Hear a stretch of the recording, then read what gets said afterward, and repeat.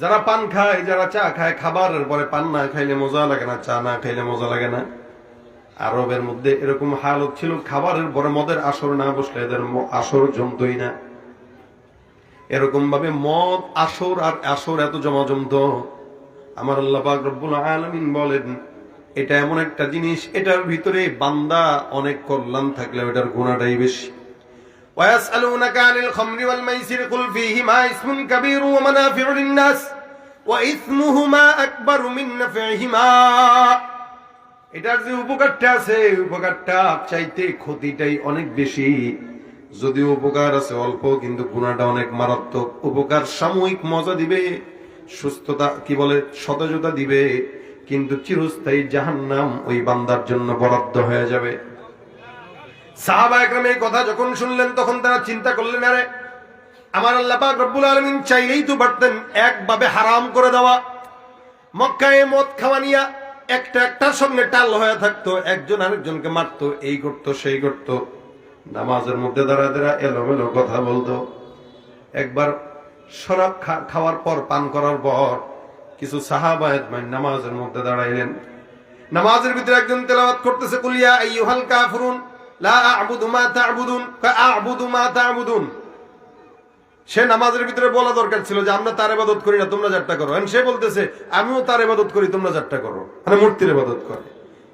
মদ খাওয়ার কারণে মাথাটা একটু এলোমেলো হয়ে গেছে, তেলাওয়াতে ভুল চলে আসছে। আমার আল্লাহ পাক রব্বুল আলামিন আয়াত নাযিল করে দিলেন, খবরদার ইয়া আইয়ুহাল্লাযীনা আমানু লা তাকরাবুস সালাতা ওয়া আনতুম সুকারা।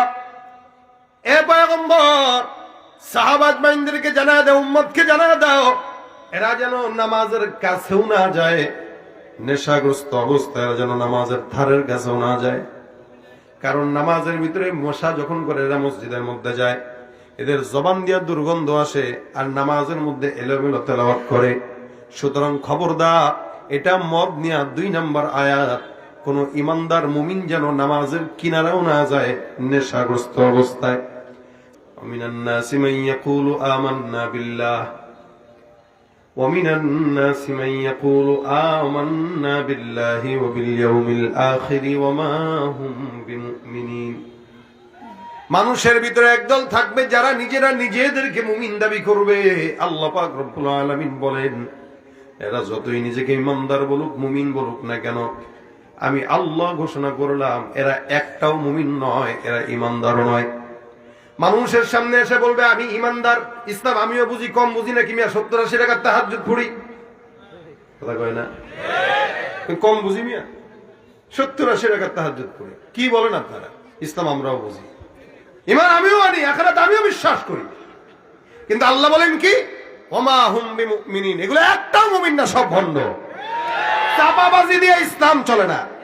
ইসলাম মানার নাম সামি'না ওয়া আতা'না, সামি'না যেটা শুনবো এটা মানবো।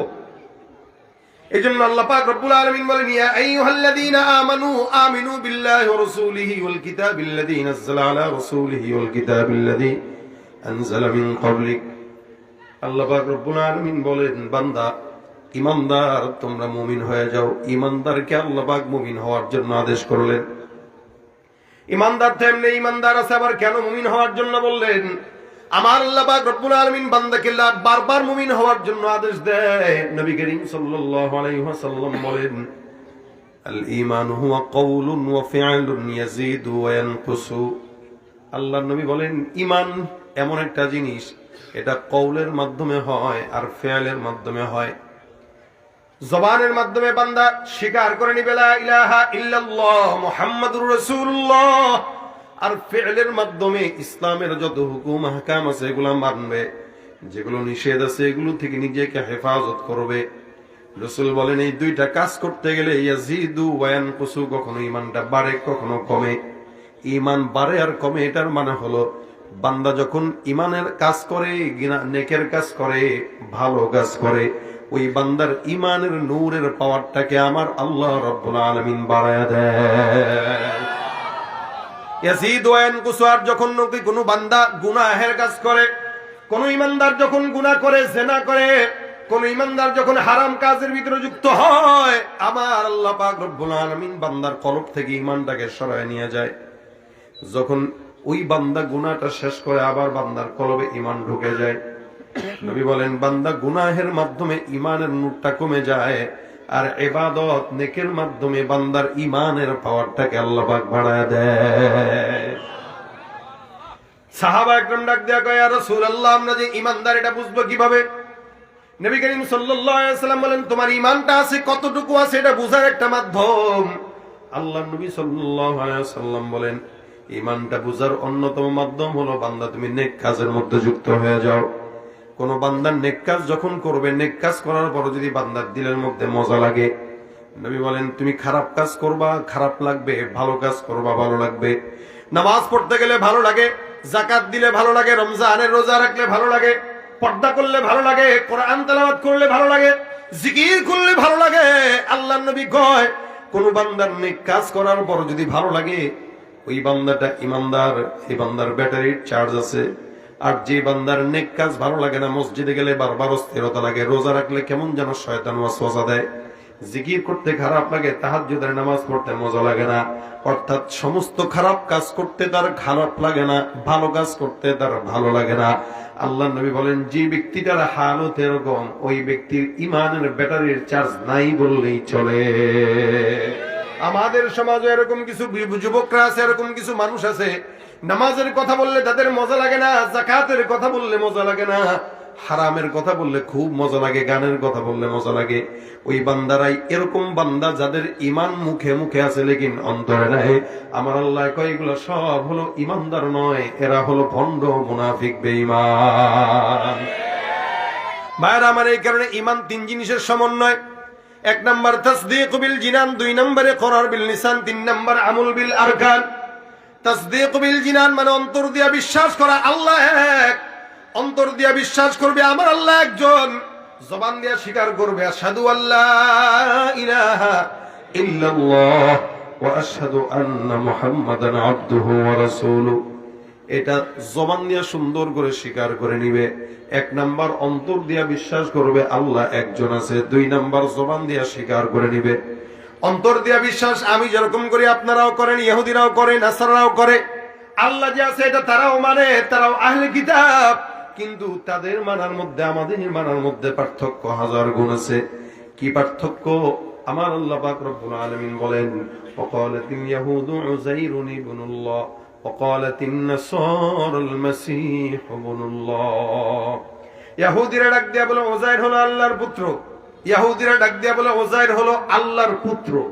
নাউযুবিল্লাহ। ইহুদিরা ডাক দিয়া বলে উযাইর হলো আল্লাহর সন্তান। ওয়াকালাতিন নাসারাল মাসীহ ইবনুল্লাহ, নাসারারা ডাক দিয়া বলে মাসীহ হলো আল্লাহর সন্তান। একদল কয় সে আল্লাহর সন্তান, আর একদল কয় সে আল্লাহর সন্তান। অথচ আমার আল্লাহ ডাক দিয়া কয় কুল হুয়াল্লাহু আহাদ আল্লাহুস সামাদ লাম ইয়ালিদ ওয়া লাম ইউলাদ ওয়া লাম ইয়াকুল লাহু কুফুয়ান আহাদ। আমার আল্লাহ পাক রব্বুল আলামিন বান্দাকে জানায় দেয়, বান্দা আমি আল্লাহ এমন একজন আল্লাহ একক, যে আল্লাহ পাক রব্বুল আলামিন কাউকে জন্ম দেয় না, জন্ম নেয় না। এই জন্য আমরা ডাক দিয়া কইলা ইলাহা ইল্লাল্লাহ, আল্লাহকে ইমানি, আল্লাহর সঙ্গে অন্য কাউরে শরীক করা যায় না।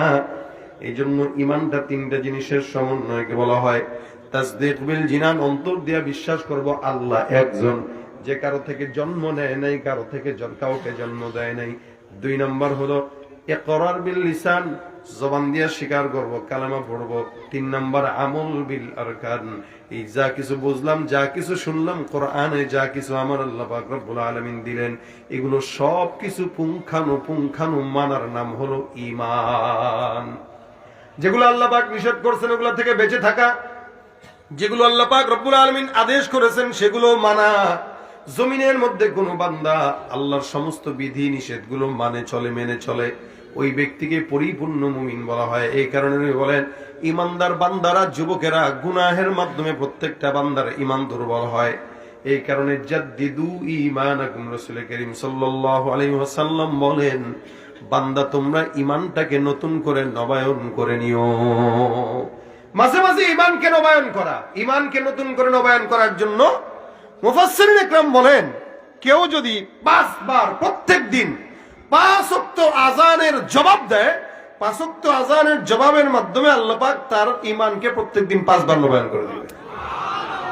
5 ওয়াক্ত আযানে 5 বার জবাব দিলে 5 বার ঈমান নবায়ন। রাসূল বলেছেন জাদ্দিদু ঈমানাকুম, ঈমানকে নবায়ন করো। ওই যে কালেমা পড়ছে জন্মের পরে আর জিন্দেগিতেও পড়ে নাই, কালেমা ভুলেই গেছে, এরকম মুসলমান আছে না নাই? আপনারা তো নোয়াখালীর মানুষ, ইসলামের এলাকার অঞ্চলের মানুষ। উত্তরবঙ্গে গেলে দেখবেন, সেদিন আমার এক ভাই আমাকে বলছিল ফোন দিয়ে, ভাই কষ্ট কান্না আসে। উত্তরবঙ্গে আজকে এক জায়গায় গেলাম, কিছু মানুষকে, মুসলমানদেরকে জড়ো করে কালেমা শুনতে চাইলাম। এর ভিতরে 10-15 জন যারা কালেমা পারেই না, পড়তেই পারলো না কালেমা। মুসলমান কালেমা পড়তে পারে না, সূরা ফাতিহা পর্যন্ত জানে না। আর এগুলাকে পুঁজি করে করে ইহুদি, খ্রিস্টান আর নাস্তিক কাদিয়ানীরা টাকা দিয়া দিয়া এদের গোলাম বানায় নিতেছে।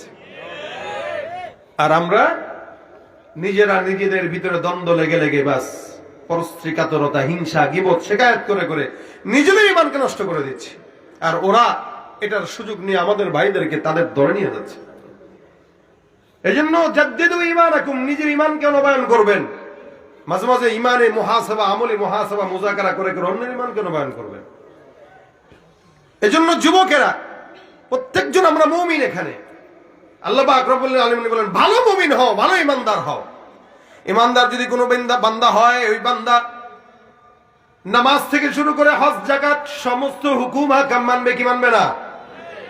যুবকদের জন্য বেশি বলি, সমাজের যুবকরা যদি ঈমানদার হয়ে যায়, সমাজ পরিবর্তন হয়ে যাবে। আর এই সমাজের সবচাইতে অবক্ষয় যে জিনিসটা নিয়ে আসলো, ওই জিনিসটাই হলো যুব সমাজের মধ্যে মাদকতার ছয়লাভ।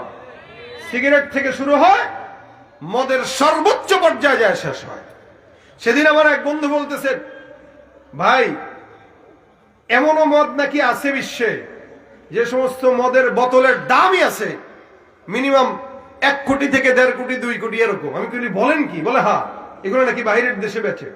আমাদের বাংলাদেশেও তো লক্ষ লক্ষ টাকা দিয়ে মদ কিনে আমাদের যুবকেরা খায়, লক্ষ লক্ষ টাকার মদ। মদ, নারী, এই দুনিয়াতে যত মানুষের যত কিছু, যত বাদশা, এই সমস্ত মানুষদের পতনের পিছনে সবচাইতে বড় কারণ নারী আর মদ। এটার ভিতরে যে ঢুকছে, ওর জিন্দেগি বরবাদ হয়ে গেছে। আমাদের যুবকেরা স্কুলে যায়, বয়স মাত্র 6-এ পড়ে, 7-এ পড়ে, এর হাতেও সিগারেট। সিগারেট হাতের ভিতরে ধরে, এটা একটা ভাব একটা। এইটা আবার ভালো দেখাইতে পারবে আমাদের প্রধান বক্তা সাহেব। কিন্তু কথা হইল, এই যে যুবকেরা এগুলা করে, যুবকেরা যে এগুলা করে, বলেন তো খুব নেকের কাজ করে? কথা কয় না, নেকের কাজ করে। এ মনে করে বন্ধুরে বন্ধু মনে করেন এমনি বাস দেন, টান দিস নাই, টান দেওয়ার কথা বলেই ধরা যায়। এটা এই বান্দারে এক টান থেকে শুরু করে সারা জিন্দেগি টান দিয়া জাহান্নামে নিয়ে যায়, সারা জিন্দেগিকে জাহান্নামে নিয়ে যায়। এই কারণে নবী করিম সাল্লাল্লাহু আলাইহি ওয়াসাল্লামের কাছে প্রশ্ন করা হয়েছে, হুজুর মদটা কি জিনিস? আল্লাহ পাক বলেন, ওয়াসআলুনাকা আনিল খামরি ওয়াল মাইসির কুল ফীহিমা ইসমুন কাবীরু ওয়া মানাফিউ লিন-নাস। মদ এমন একটা জিনিস, এটা খামর এমন একটা জিনিস, এটার ভিতরে কল্যাণ আছে। কি আছে? ওয়া মানাফিউ লিন-নাস। ফীহিমা ইসমুন কাবীর, যদিও এটাতে অনেক গুনাহ। এটার ব্যাপারে মদটা হারাম। মদ হালাল না হারাম? ইসলামে এক সময় মদটা হালাল ছিল, জায়েজ ছিল। এই মদ খায়া মানুষগুলোর টাল হয়ে পড়ে থাকতো, কিন্তু ইনশাআল্লাহ জমিনের ভিতরে মুমিনরা হারাম থেকে বেঁচে থাকবে। আমার আল্লাহ পাক রব্বুল আলামিন প্রত্যেকটা ঈমানদারকে জান্নাতে এই শরাব খাওয়ায় দিবে। আমার আল্লাহ ডাক দিয়া বলেন, ওয়াসাকাহুম রাব্বুহুম শারাবান তাহুরা। জান্নাতে কেমনে শরাব খাবেন জানেন? সুন্দর করে গাছের সাথে বিশাল সিংহাসনে হেলাম দিয়ে ঠ্যাঙের উপরে ঠ্যাং তুলে বসে থাকবেন। আর আপনার জান্নাতি যে হুররা আছে, রমণীরা, বিশাল বড় শরাবের গ্লাস আর জগ নিয়ে আপনারা একটা ধাক্কা দিয়ে ডার্লিং আই লাভ ইউ, নেন খান। সুবহানাল্লাহ কয় না? হ্যাঁ, আপনাকে আনবে আপনার সামনে এসে, ভালোবাসার দাবিতে আপনার সামনে আল্লাহর জান্নাতি শরাব পেশ করা হবে, আপনি শরাব খাবেন। দুনিয়ার যে জিনিসগুলো হারাম, ওগুলো আল্লাহ পাক জান্নাতে বান্দার জন্য নিয়ামত দিয়ে দিয়েছেন। সুবহানাল্লাহ।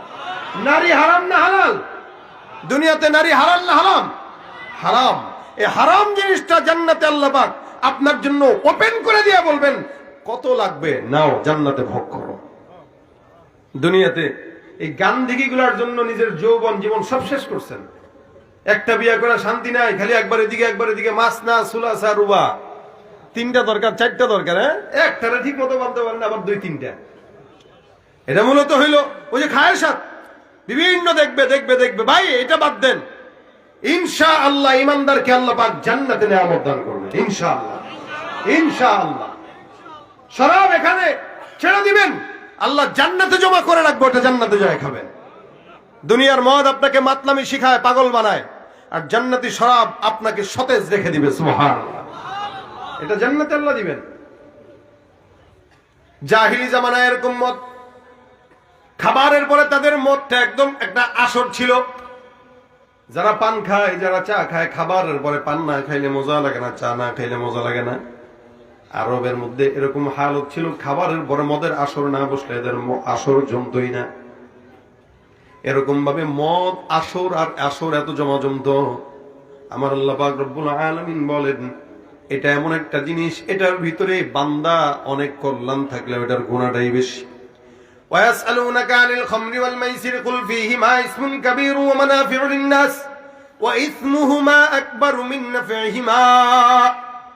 এটার যে উপকারটা আছে, উপকারটা চাইতে ক্ষতিটাই অনেক বেশি। যদিও উপকার আছে অল্প, কিন্তু গুনাহটা অনেক মারাত্মক। উপকার সাময়িক মজা দিবে, সুস্থতা কি বলে সতেজতা দিবে, কিন্তু চিরস্থায়ী জাহান্নাম ওই বান্দার জন্য বরাদ্দ হয়ে যাবে। সাহাবা একরাম এই কথা যখন শুনলেন তখন তারা চিন্তা করলেন, আরে আমার আল্লাহ পাক রব্বুল আলামিন চাইলেই তো পারতেন একভাবে হারাম করে দেওয়া। মক্কায় মদ খাওয়া নিয়া একটার সঙ্গে টাল হয়ে থাকতো, একজন আরেকজনকে মারতো, এই করতো সেই করতো, নামাজের মধ্যে দাঁড়া এলোমেলো কথা বলতো। একবার শরাব খাওয়ার পর, পান করার পর কিছু সাহাবা নামাজের মধ্যে দাঁড়াইলেন। নামাজের ভিতরে একজন তেলাওয়াত করতেছে, কুল ইয়া আইয়ুহাল কাফিরুন লা আ'বুদু মা তা'বুদুন আ'বুদু মা তা'বুদুন। সে নামাজের ভিতরে বলা দরকার ছিল যে আমরা তার ইবাদত করি না, তোমরা যারটা করো। সে বলতেছে আমিও তার ইবাদত করি, তোমরা যারটা করো, মানে মূর্তির ইবাদত করে। মদ খাওয়ার কারণে মাথাটা একটু এলোমেলো হয়ে গেছে, তেলাওয়াতে ভুল চলে আসছে। আমার আল্লাহ পাক রব্বুল আলামিন আয়াত নাযিল করে দিলেন, খবরদার ইয়া আইয়ুহাল্লাযীনা আমানু লা তাকরাবুস সালাতা ওয়া আনতুম সুকারা। এ পয়গম্বর, সাহাবাত মাইনদেরকে জানা দাও, উম্মতকে জানা দাও, এরা যেন নামাজের কাছেও না যায়, নেশাগ্রস্ত অবস্থায় যেন নামাজের ধারের কাছেও না যায়। কারণ নামাজের ভিতরে মশা যখন করে এরা মসজিদের মধ্যে যায়, এদের জবান দিয়া দুর্গন্ধ আসে, আর নামাজের মধ্যে এলোমেলো তেলাওয়াত করে। সুতরাং খবরদার, এটা মদ নিয়া 2 নম্বর আয়াত, কোন ইমানদার মুমিন যেন নামাজের কিনারাও না যায় নেশাগ্রস্ত অবস্থায়। সাহাবাত মাইন চিন্তা করলো, আল্লাহ পাক তো নামাজের কাছে যেতে মানা করছেন মদ খাওয়া অবস্থায়, তার মানে এখন মদ খাওয়া লাগবে একটু ভিন্ন হিসাবে। এই জন্য মুসলমানেরা তখন মদটা খাওয়া শুরু করলো। অন্য সময় নামাজ থেকে এক নামাজ পর্যন্ত যে সময়টা অনেক বেশি, ওই সময়ের ভিতরে কিছু পান করে, আবার কিছু কিছু সাহাবী একদম বাদই দিয়ে দিচ্ছে। আমার আল্লাহ পাক রব্বুল আলামিনের পয়গম্বরের সাহাবা আজমাইনদেরকে আল্লাহ পাক রব্বুল আলামিন একভাবে হারাম করেন নাই, আল্লাহ পাক ধাপে ধাপে হারাম করেছেন, যাতে করে উম্মতের জন্য আল্লাহ পাক রব্বুল আলামিন সহজ করতে পারেন। কারণ কোন একটা নেশা, যেমন পান যারা খায়, এদেরকে যদি কন এই ভাই পান খাওয়া বাদ দেন, পারেনি সহজে। হ্যাঁ, আমি তো এরকম পান খোরদেরকে দেখছি যারা একাধিকবার তওবা করছে কিন্তু রাখতে পারে নাই। একবার কয় না আর খাও না জিন্দেগিতে, আবার খায়। সবকিছুর একটা নেশার ব্যাপার আছে। সারা বছর মদ খেয়ে অভ্যস্ত, এটা তো হারাম ছিল না। আল্লাহ পাক শুরুতে একটু একটু করে প্রস্তুতি নিতেছেন, এই শোনো, ফীহিমা ইসমুন কাবীর ওয়া মানাফিউ লিন-নাস ওয়া ইসমুহুমা আকবারু মিন নাফিহিমা। যদিও এটার উপকার আছে, উপকারের চেয়ে ক্ষতিটা বেশি। তো যারা বুদ্ধিমান এরা চিন্তা করছে দরকার কি, উপকার হচ্ছে যেহেতু ক্ষতি বেশি, খাইলাম না। আবার আরেক দল আছে, এরা চিন্তা করলো ধরো খাই না, ক্ষতি হইলে হইলো একটু। আল্লাহ না না না, খবরদার, নামাজের কাছেও যাওয়া যাবে না মদ খাওয়া অবস্থায়। এখন আরেক দল বাদ দিয়ে দিল মদ খাওয়া, আরেক দল দূর খাবো, কিন্তু কখন খাবো? ফজর থেকে নিয়ে জোহর পর্যন্ত। কারণ ফজরের পর থেকে জোহর পর্যন্ত অনেক বড় সময়, এই সময় যদি মদ পান করি তাহলে জোহরের আগেই মাতলামি চলে যাবে, মদ খাওয়া মোটামুটি সাকসেস। এবার এক সাহাবী কয়েকজন সাহাবীর ভিতরে দাওয়াত হইছে, একজন একজনের বাসায় দাওয়াত খেতে গেছেন। এর ভিতরে আরবদের ভিতরে একটা প্রচলন ছিল, এরা দাওয়াতের ভিতরে বসে বসে কবিতা, শের আর শার এগুলো পাঠ করতো। আমরা যেরকম যে বয়ানের ভিতরে আপনাদেরকে দুই একটা গজল শুনে দিচ্ছি। তো এরা এদের মজমার ভিতরে নিজেদের বংশ নিয়া এরা অনেক বড় বড় কবিতা পাঠ করত। তো এরকম এক আনসারী সাহাবী কবিতা পাঠ করতে যায়, যার বাসার দাওয়াত, এর বংশের ধুয়ে দিছে, একদম ধুয়ে দিছে। বুঝুন নাই, তোর বংশ খারাপ, আমার বংশ, তোর বংশ নেই, আমার বংশ। এবার দেখো কিরে, সেও মদ খাইছে, সেও তো মদ খাইছে, মেজাজ খারাপ হয়ে গেছে। উট জবাই করছিল, তো উটের একটা হাড্ডি তার মাথার ভিতরে মারছে, রাগ হয়ে গেছে, মাথার ভিতরে মারছে। মারার পরে তার মাথায় লাগছে, মোটামুটি মাথাটা রক্তাক্ত হয়ে গেছে। রাসূলের কাছে বিচার নিয়ে গেছে, হুজুর এই যে আমার সঙ্গে এই ব্যবহার করছে, তোমরা কোন হালতে ছিলে? আমি একটা মদ খাইছিলাম। আচ্ছা, আল্লাহ পাক সাথে সাথে আয়াত নাযিল করে দিয়েছেন, ইয়া আইয়ুহাল্লাযীনা আমানু ইন্নামাল খামরু ওয়াল মাইসির ওয়াল আনসাবু ওয়াল আজলামু রিজসুম মিন আমালিশ শাইতান ফাজতানিবু। আমার আল্লাহ পাক একবারে আদেশ করে দিলেন, খবরদার এগুলো হারাম, এই এর ভিতরে মদটাকে আল্লাহ পাক রব্বুল আলামিন বলে ইন্নামাল খামর, এই খামরটা তোমাদের জন্য আজকে থেকে হারাম। এখানের কাছেও যাওয়া যাবে না, খাওয়াও যাবে না, ধরাও যাবে না, ছোঁয়াও যাবে না। যারা এটার ব্যবসা করবে সেটাও হারাম কাজ, যারা এটা খাবে তারাও হারাম করবে, যারা আমদানি করবে তারাও হারাম কাজ করবে, ঠিক কিনা? এই বাংলাদেশে মদ, ইয়াবা, গাঁজা, ফেন্সিডিল এগুলা দেওয়ার সবচেয়ে বড় শয়তান হইল আমাদের পার্শ্ববর্তী দেশ। কথা কয় না? এরা আমাদেরকে পেঁয়াজ দিবে না, কয় পেঁয়াজ দেবো না, রসুন দেবো না, আলু দেবো না, আর এবার দিস না, তো ওটা আমরা খাওয়া বাঁচিও না। আমরা খাওয়া বন্ধ করে দিছি আর ওরা কান্না শুরু করে দিস, কি ঠিক না? তোরা পেঁয়াজ দিস না, রসুন দিস না, আলু দিস না, আপত্তি নাই, আল্লাহর রাস্তায় গাঁজা দেওয়া বন্ধ কর। এই গাঁজা দেয়, আমরা দিই ইলিশ, ওরা দেয় গাঁজা। আর এই গাঁজা পেয়ে আমাদের যুবকেরা হয় পাগল। এই সমাজের যুবকেরা অধিকাংশ এগুলা খেয়ে খেয়ে মাতাল, তাল ঠিক থাকে না। এখানে চুলের ডিজাইন দেখলে বোঝা যায়। আমি এলাকার যুবকদেরকে খারাপ বলবো না, তবে বলতেছি যেগুলো নেশাগ্রস্ত হয় এদের চুল আর পোশাকেরও ঠিকঠাক থাকে না। কারণ একটা বুদ্ধিমান মানুষ কখনো চুলের ডিজাইন গরু ছাগলের মতো করে না। এদিক দিয়ে টাক্কু, ওদিক দিয়ে চোখা, আছে না নাই? কেমন দেখায়? প্যান্ট পরে এখানে ছিঁড়া, এখানে ছিঁড়া, পিছনে ছিঁড়া, সামনে ছিঁড়া। আরে আজই ভালো দেখলে মনে হয় চিড়িয়াখানার দরজা খোলা ছিল, কোনো মতে পড়ে আসছে। নেশা করে, হুন্ডা চালানোর সময় রাস্তা দিয়ে যাচ্ছে, করে বাড়ি যায় পিকআপে। কোন মানুষ যদি সাইড না দেয় বা সিএনজি যদি সাইড না দেয়, সামনে হুন্ডা চিনস চিনস দেখলেই বোঝা যায় মাত্র গাঁজাটা খেয়ে আসছে। এই হইল হাল। এই সমাজের যুবকদের যদি এই হাল হয়, এই সমাজের যুবকের হাতে কখনো আগামীর বাংলাদেশ নিরাপদ থাকবে না। আর যুবকরা যদি মাদক থেকে, ওই সমস্ত নেশা থেকে ফেরত আসে, নবী করিম সাল্লাল্লাহু আলাইহি ওয়াসাল্লাম বলেন 7 প্রকার মানুষকে আল্লাহ পাক তার আরশের নিচে ছায়া দিবেন। এর ভিতরে একদল তারা অসাবুন নাশা ফি ইবাদাতিল্লাহি তাআলা, যে সমস্ত যুবকেরা যৌবন বয়সে গাঁজা খায়া কাটায়। হ্যাঁ, কি করে? ইবাদত, আল্লাহর ইবাদত করে। আল্লাহর নবী বলেন কিয়ামতের ময়দানে সূর্য যখন 1 বিঘা উপরে, আমার আল্লাহ ওই দিন 7 প্রকার বান্দাকে আদর করে কোলে করে আল্লাহর আরশের নিচে বসায় দিবেন। এর ভিতরে ওই যুবক যে তার যৌবনটাকে ইমানের পথে কাটাইছে, ইমানের পথে ব্যয় করছে। আমাদের যুবকেরা যৌবনকে নারীর পিছনে ব্যয় করে, গাজার পিছনে ব্যয় করে, ধান্দাবাজির পিছনে ব্যয় করে। আজকে এই গার্লফ্রেন্ড, পরের দিন ওই গার্লফ্রেন্ড। ওর বয়স হয় নাই 20, ও 20-এ 40 টানে পাল্টায় ফেলছে অলরেডি। আছে না নাই? এই হইল হাল। তাহলে কোন যুবকদেরকে নিয়ে আমরা আগামীর বাংলাদেশ গড়ার স্বপ্ন দেখি? আমরা তো এমন যুবকদেরকে চাই যারা ওমরের মতো এ দেশটাকে ইসলামের দেশ হিসেবে পরিচালনা করার জন্য সহযোগিতা করবে, যারা মদের ডিব্বায় লাথি দিয়ে মদিনার সেই সনদ তাদের বুকে জড়ায় নেবে। আমরা এরকম যুবকদেরকে চাই। কিন্তু আমাদের সমাজের যুবকরাই যদি এরকম মাদক দ্রব্যের ভিতরে ঢুকে যায়, নেশার ভিতরে ঢুকে যায়, তাহলে তো কামিয়াব না, নাকামিয়াব। এই কারণে আল্লাহ পাক রব্বুল আলামিন বলেন এগুলো হারাম, এগুলোর কাছেও যাওয়া যাবে না।